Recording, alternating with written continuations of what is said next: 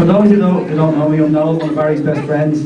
Of the honour of being his best man. It's a great honour, but in all honesty, I'm a little bit nervous about doing this. I do feel a bit comforted by the fact that I've actually rehearsed this speech in front of a live audience. It was a local old folks' home. I think it went down well, because they all wet themselves laughing anyway. Firstly, I'd like to congratulate Barry on a truly magnificent speech.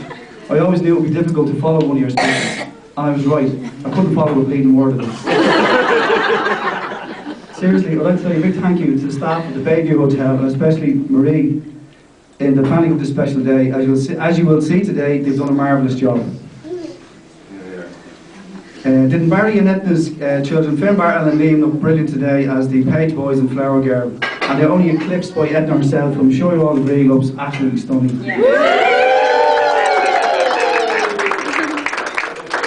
Barry, it's an honour to be your best man today, but I think everyone will agree today that you are the best man.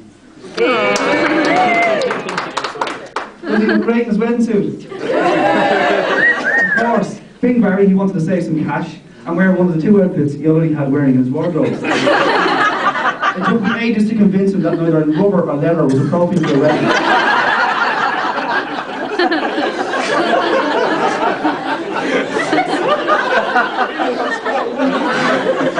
I had a special request for Barry regarding my speech, and to avoid mentioning any of his previous girlfriends. So apologies for the fact that my speech is now a good half a second shorter than it should be.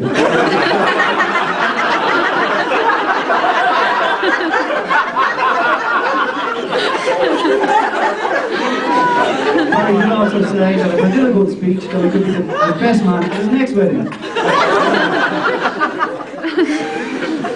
Barry was single for a long, long time, never able to find a woman that appreciated his unique combination of brains and good looks. But when he finally did meet Etna, I must admit she wasn't what I was expecting. She was fully sighted for a start. With no history of low self-esteem issues or mental illness, and had an adult reading age.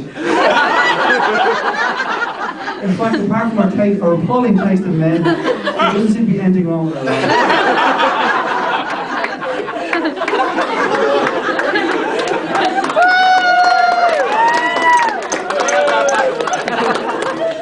Etna is a wonderful mother. She's beautiful, charming, smart, funny, and very caring, and she deserves a good husband. But unfortunately, Barry got there to talk about it.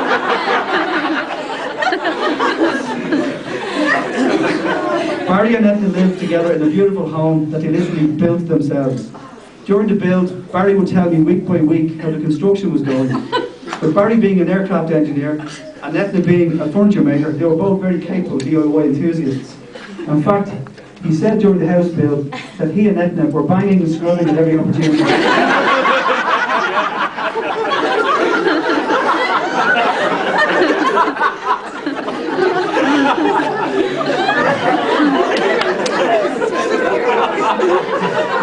Barry also helped Etna with her furniture making business. He told me one time that he was nothing more than going off and get wood with Etna.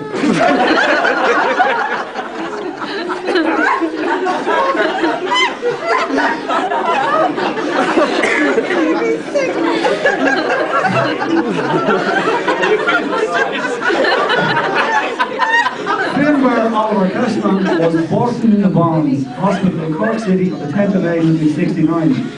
A day I wanted to link with an historical event, but absolutely nothing happened like that. However, the staff of the Bonds informed me that they still refer to the 10th of May as Ugly Baby Saturday.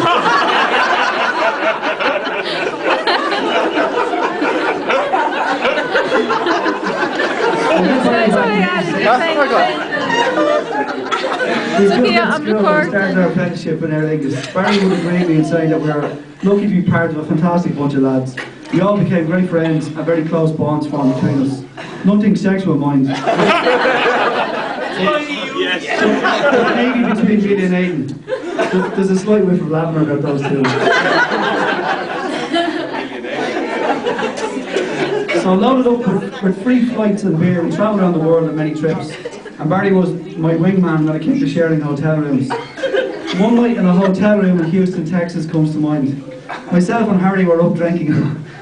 and Harry had flashed and went to bed. We'd spotted a coin slot in the bed, and proceeded to fill it with quarters, which made the bed vibrate. Barry never woke, but something definitely moved in his underpants. And he slept all night with a big smile on his face.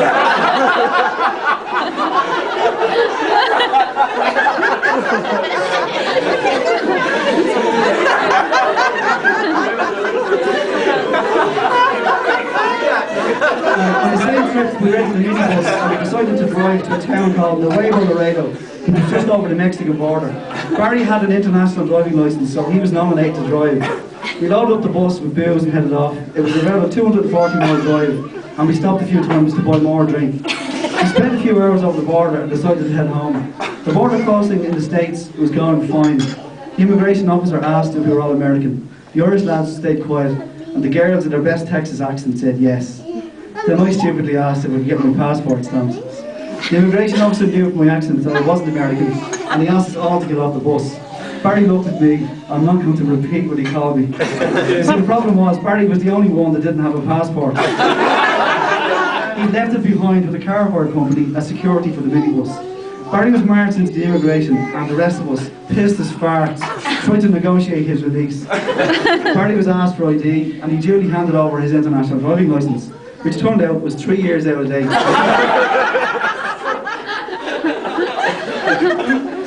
There was talk of fingerprinting him, locking him in a cell, and I did see a man put on a rubber glove. Fair play to Harry, drunk as he persuaded him to let us go. Another time we flew to New York for a pint. The flight was free. Essentially it was a day out, and we'd watch a movie or two and basically eat and drink all the way to New York and back. Fog in Shannon meant the flight was delayed, and when we got into New York we only had time for 2 pints in the bar. Back on the plane, more food and drink, and we fell off the aircraft about 7 o'clock the following morning and went to work.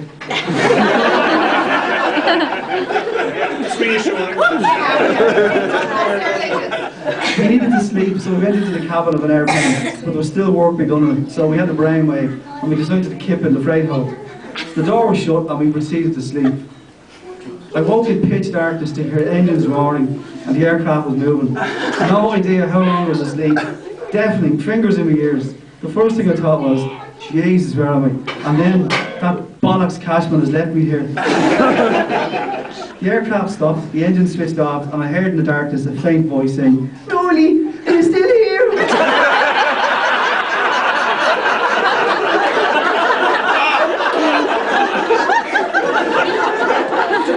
Very good. We slept for an hour and a half with the aircraft, being fueled, engine ran, and then the subsequent taxiing back there.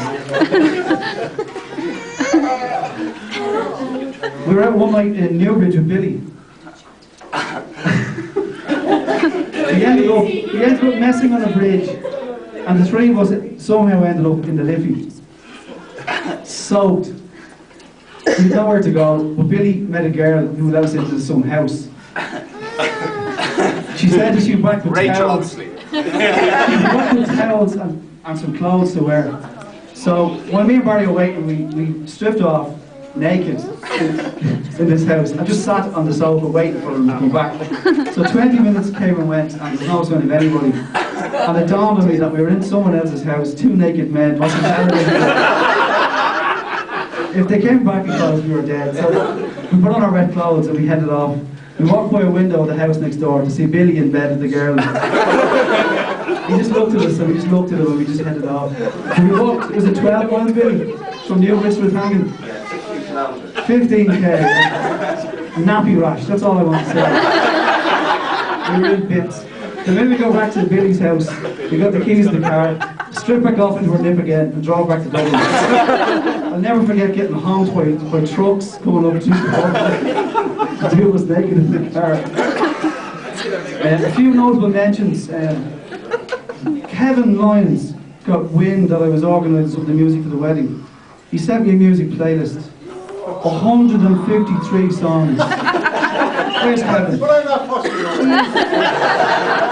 I worked out at 4 minutes a song, that's 10.5 hours. Kevin, it's a wedding, not a festival.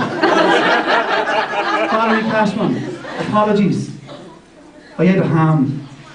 Valerie, I ate a ham. A whole ham, a whole ham. I was staying with Barry one time, and Val made the dinner on Sunday. I went in and had myself to as much ham as I wanted. As you do. As I do, yeah.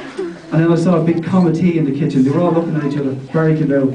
You could have left some fucking ham. Pat Cashman, apologies. Where's Pat? I left your pump for your bouncy castle in Dublin. Next week. Next week. Mark Hughes sent me a text. Just fish it out here. Who's it?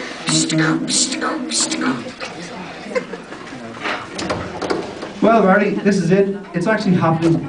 I almost can't believe it. It's a beautiful thing when so talented a man commits and is obviously so excited and determined to be loyal. Kind of brings a lump to your throat. So join me in wishing Brendan Rodgers all the best at Liverpool.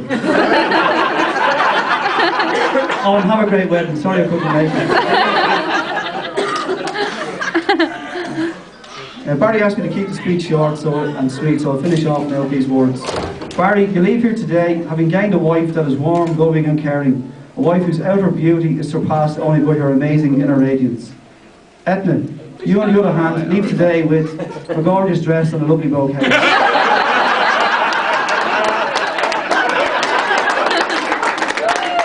I would sincerely thank Barry and Etna for sharing the first occasion with us today. And now it gives me immense pleasure to invite you all to stand once more and raise your glasses in a toast for Barry and Etna. We wish them well for all the future. To love, life, laughter, and a happily ever after. To Barry and Etna. Hey!